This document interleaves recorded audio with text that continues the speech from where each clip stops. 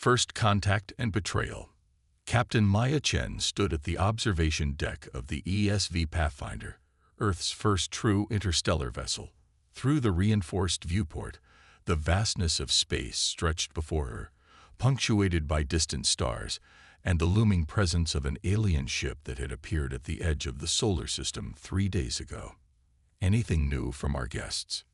Maya asked, her voice steady despite the tension that had kept her awake for the past 72 hours. Lieutenant Aiden Rodriguez glanced up from his console. "They're maintaining position, Captain.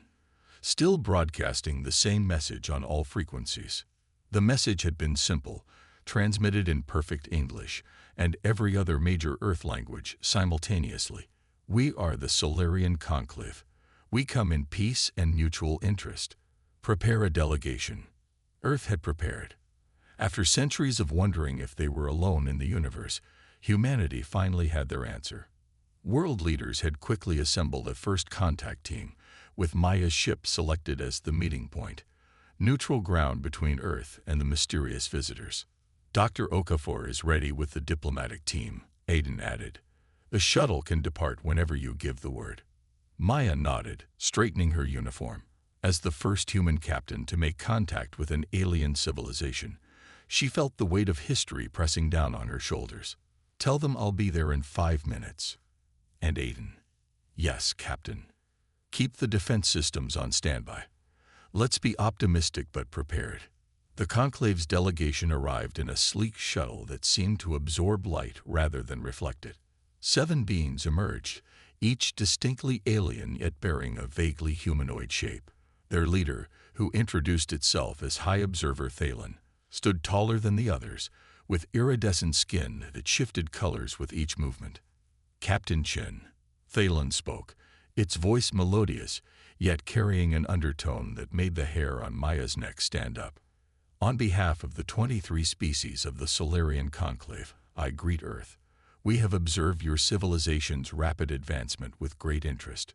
Dr. Nadia Okafor, Earth's chief xenodiplomat, stepped forward with a practiced smile. "High Observer, humanity is honored by your presence. We have many questions and much to learn from your conclave." The initial meetings progressed better than anyone had dared hope. The conclave shared knowledge of nearby star systems, advanced medical techniques, and efficient energy production methods. They explained that their coalition had maintained peace across 3 spiral arms of the galaxy for over 12,000 years. "Your species has developed remarkably quickly," noted Thalen during the 3rd day of talks. "Most take 3 times longer to achieve what you have in just a few centuries. Humans are adaptable," Dr. Okafor replied with pride. "It's our greatest strength." Something flickered across Thalen's features, so quick that Maya almost missed it. Was it concern?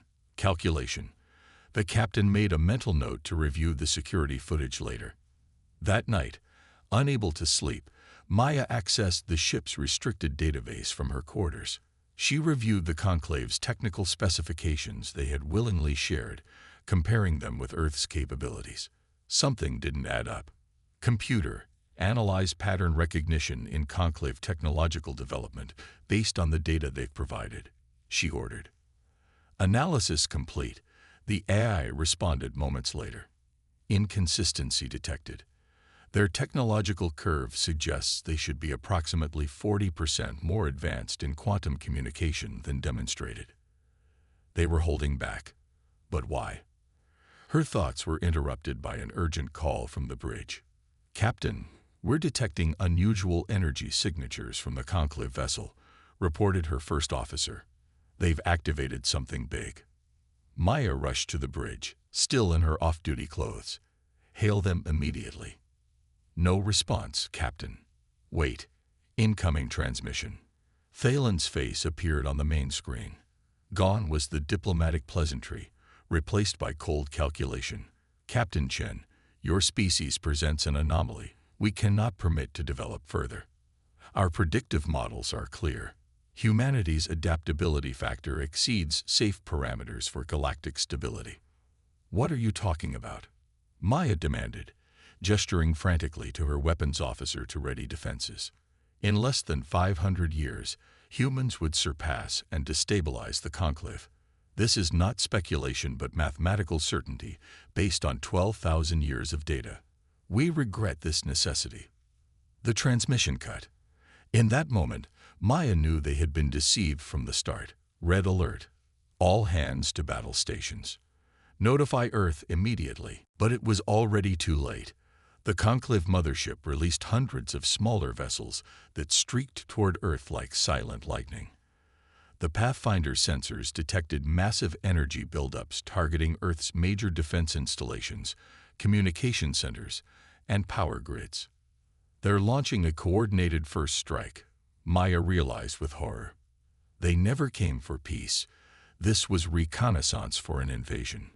Earth's defenses responded, but they were hopelessly outmatched. The Pathfinder shuddered as a glancing hit from a Conclave weapon overloaded 3 decks of systems. Damage report. Maya called as emergency lights bathed the bridge in red. Propulsion at 60%. Shields failing. Weapons operational. Rodriguez reported. Captain, they could have destroyed us, but they didn't. They're focusing on Earth. Maya gripped the armrests of her command chair. They don't see us as a threat. That's their first mistake. As the Conclave forces descended on Earth, Maya made a critical decision. Set course for the dark side of Mars. We need to regroup and analyze what we're dealing with. Captain, we can't just run, protested her weapons officer. We're not running, Maya replied, her voice steel. We're surviving to fight back. The Conclave thinks they've calculated everything about human behavior. They expect either surrender or a suicidal last stand. We're going to show them what they missed in their predictions. From their hidden position behind Mars, the crew of the Pathfinder watched in horror as the Conclave methodically disabled Earth's military capabilities. Cities remained largely intact, but strategic targets were hit with surgical precision. The pattern became clear. This wasn't extermination, but subjugation. Using the Pathfinder's advanced sensors, Maya's crew intercepted and decoded Conclave communications. Engineer Hiroshi Takedo worked tirelessly to understand their technology, while Dr. Okafor analyzed their behavioral patterns. Their system is built on absolute logical consistency, Hiroshi explained 3 days later. Their entire civilization, their technology, even their thought processes, everything follows predictable patterns. Dr. Okafor nodded. That's why they fear us. Human creativity thrives on inconsistency, on making connections that don't follow logical patterns. We're unpredictable, and predictive species fear what they cannot predict, Maya concluded. She stared at the tactical display, showing Conclave ships establishing orbital positions around Earth. They attacked because their models showed we would eventually surpass them. So they turned it into a self-fulfilling prophecy, Rodriguez said bitterly. Maya stood, looking at her exhausted but determined crew. We have something the Conclave doesn't understand. Human resilience. When pushed to the edge, we don't break, we evolve. And we're going to prove their worst fears right. Using short-range stealth drones, the Pathfinder established contact with resistance groups forming on Earth. The Conclave had established control zones in major cities, with alien administrators directing compliant human authorities. But outside these zones, resistance was growing. The Conclave expected humanity to function like every other species they had encountered, to follow predictable patterns of behavior under occupation. What they couldn't grasp was that humans became more creative, more determined, and more dangerous when cornered. Send this message to all resistance cells, Maya ordered as the Earth grew small in their viewport. This isn't the end. It's just the beginning of the Conclave's worst nightmare. The Pathfinder slipped away from the solar system, carrying with it humanity's greatest asset, the unpredictability that the Conclave feared. Maya Chen and her crew would return, and when they did, the invaders would learn exactly why their predictive models had warned them about humanity in the first place. The silent storm was gathering, and the Conclave had no idea what was coming. Humanity unleashed. 6 months after the Conclave's invasion, Earth had transformed. Major cities stood under alien occupation, massive ships hovering above them like metallic predators. Conclave administrators had established cooperation zones where humans could live normal lives, under strict supervision and following rigid protocols. But the administrators were puzzled. According to all their predictive models, humanity should have fully surrendered by now. Instead, something unexpected was happening. Dr. Eliza Kamau crouched in the basement lab of what had once been MIT. The university campus was now a restricted zone, but beneath it, a different kind of education was taking place. She carefully disassembled a conclave communication device, mapping its components while a group of engineers and former students watched intently. "See this node," she whispered, pointing to a crystalline structure. "It's quantum entangled with their central network. They use a base 16 processing architecture that's fundamentally different from our binary systems." "Can we hijack it?" asked Wei Zong, formerly a graduate student, now the leader of the Cambridge resistance cell. Eliza smiled. 3 weeks ago, I'd have said no. But look. She connected the alien device to a jury-rigged human computer. Code flashed across the screen. A hybrid of human programming and reverse-engineered conclave language. We're not just understanding their tech, we're improving it. Across the world, similar scenes played out in hidden labs, abandoned warehouses, and subterranean bunkers. The conclave had made a critical mistake. They'd revealed their advanced technology while attempting to subjugate a species defined by curiosity and ingenuity. In orbit, aboard the conclave command vessel Inevitable Order, Sub-Administrator Kelrin reviewed disturbing reports from ground forces. Another supply convoy ambushed, he noted with frustration. The 7th this week, and they're using our own weapons against us now. High Observer Thalen studied the holographic display showing resistance hotspots. This defies all behavioral models. 6 months of occupation should have broken their will to fight. Instead, they're getting stronger. More concerning is their rate of technological adaptation, Kelrin added. They're not just using our weapons, they're modifying them. This latest attack used a version of our pulse rifle that has 20% greater efficiency than our standard issue.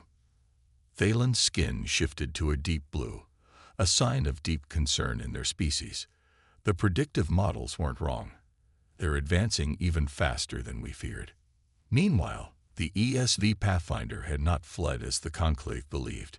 After appearing to leave the solar system, Captain Maya Chen had executed a daring maneuver, using Jupiter's immense gravity well to mask their signature before establishing a hidden base on Europa, one of Jupiter's moons.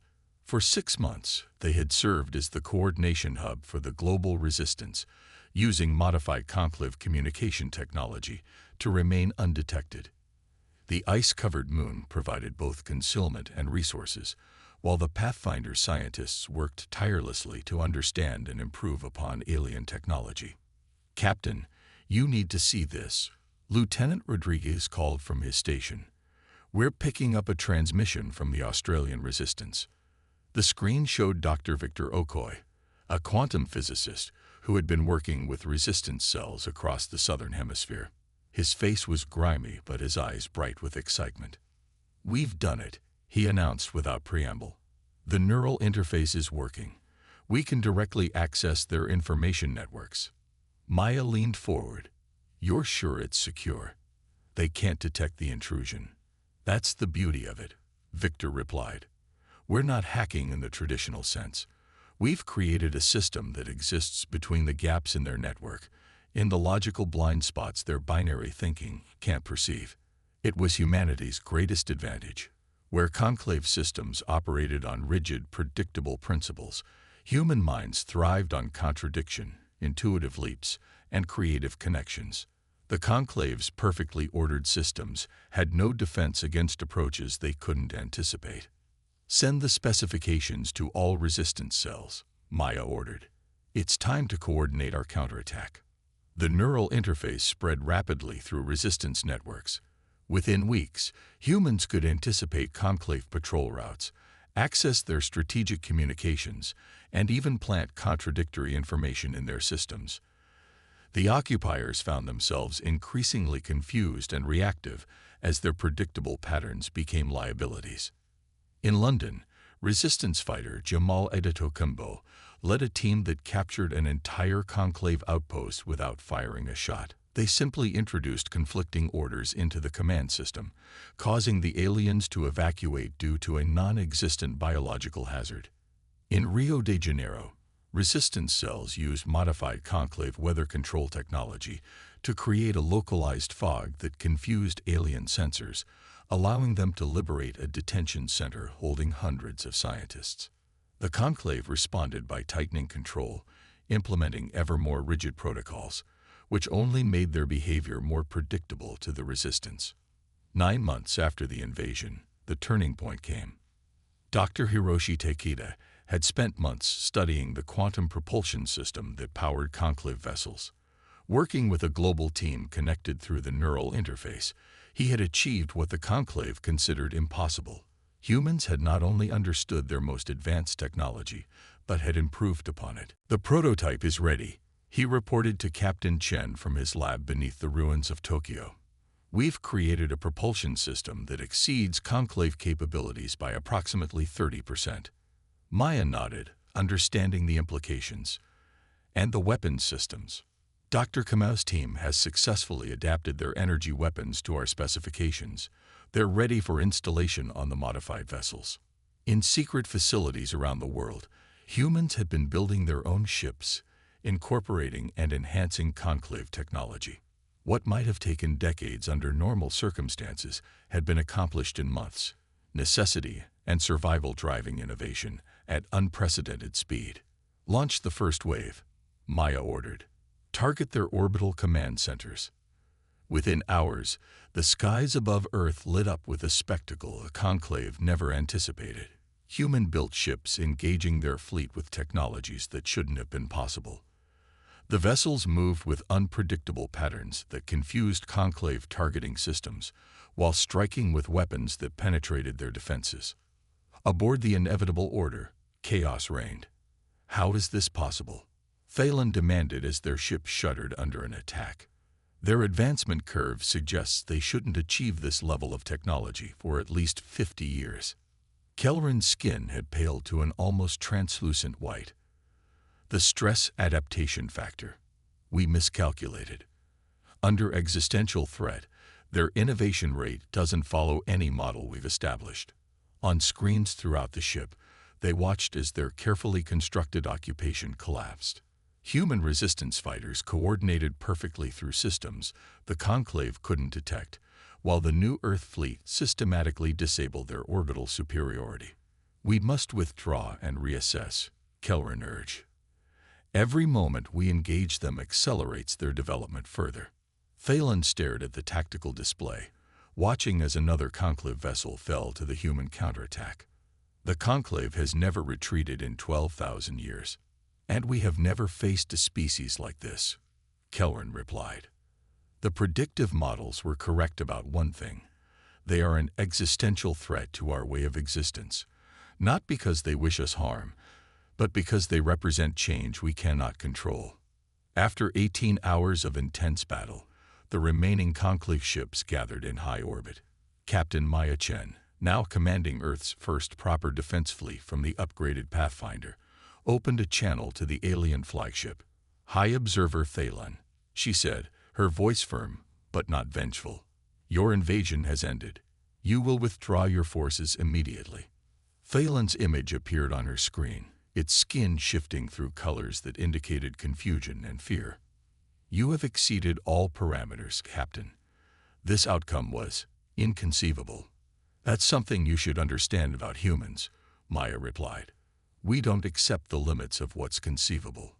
Your attack was meant to prevent us from becoming a threat, but instead, you accelerated the very future you feared." "The Conclave will not forget this," Phelan said. "You have transformed the balance of power that has maintained stability for millennia." "Then perhaps it's time for a new kind of stability," Maya suggested. "One built on cooperation rather than control. One that embraces change rather than fearing it." As the Conclave fleet retreated from Earth's orbit, Humanity celebrated not just their victory, but their transformation. In less than a year, they had advanced centuries beyond their pre-invasion technology. The neural interface had connected human minds and innovation in ways never before possible, while the incorporated alien technology had solved energy, environmental, and resource problems that had plagued Earth for generations.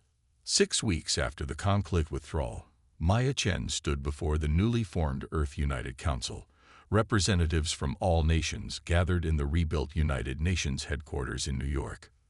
"The stars are no longer beyond our reach," she told them. "But our journey has just begun. The Conclave will return, not necessarily as enemies, but certainly as a civilization that must come to terms with us. We must be ready." "And we will be," said Dr. Eliza Kama, now heading Earth's Advanced Technologies Division. "The neural interface is evolving daily. Our understanding of quantum mechanics has progressed more in the past year than in all of human history."